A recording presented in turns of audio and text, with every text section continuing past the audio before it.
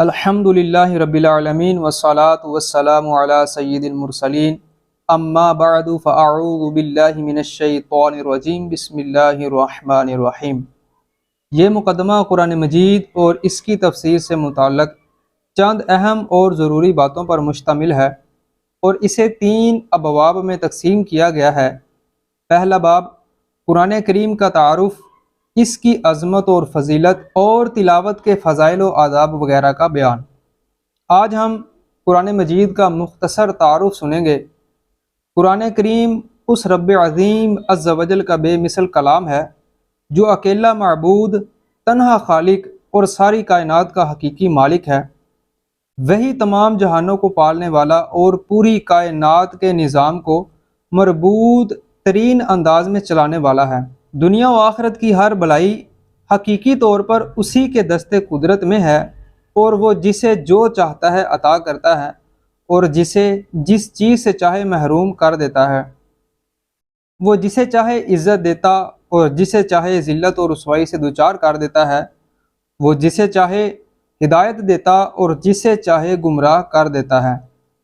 اور اس نے اپنا یہ کلام رسولوں کے سردار، دو عالم کے تاجدار، حبیب بے مثال صلی اللہ علیہ وآلہ وسلم پر نازل فرمایا تاکہ اس کے ذریعے آپ صلی اللہ علیہ وآلہ وسلم لوگوں کو اللہ تعالیٰ پر ایمان لانے اور دین حق کی پیروی کرنے کی طرف بلائیں اور شرک و کفر و نافرمانی کے انجام سے ڈرائیں۔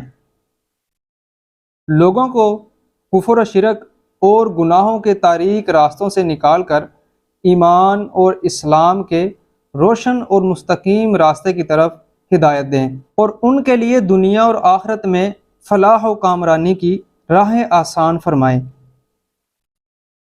قرآن مجید نازل ہونے کی ابتدا رمضان المبارک کے بابرکت مہینے میں ہوئی اور نبی کریم صلی اللہ علیہ وآلہ وسلم کی بارگاہ میں اسے لانے کا شرف روح الامین حضرت جبرائیل علیہ السلام کو حاصل ہوا اور شب معراج کچھ آیات بلا واسطہ بھی عطا ہوئیں۔ قرآن مجید کو دنیا کی فصیح ترین زبان یعنی عربی زبان میں نازل کیا گیا تاکہ لوگ اسے سمجھ سکیں اور عرب کے رہنے والوں اور کفار قریش کے لیے کوئی عذر باقی نہ رہے اور وہ یہ نہ کہہ سکیں کہ ہم اس کلام کو سن کر کیا کریں جسے ہم سمجھ ہی نہیں سکتے۔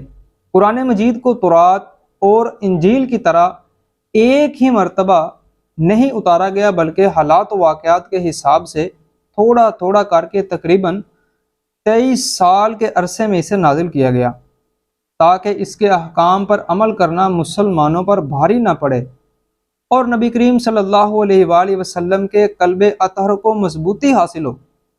اور یہ اللہ تعالیٰ کا اپنے حبیب صلی اللہ علیہ وآلہ وسلم کی امت پر بہت بڑا احسان ہے۔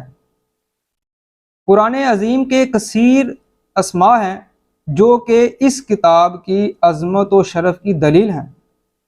ان میں سے 6 مشہور نام یہ ہیں: قرآن، برہان، فرقان، کتاب، مصحف، نور۔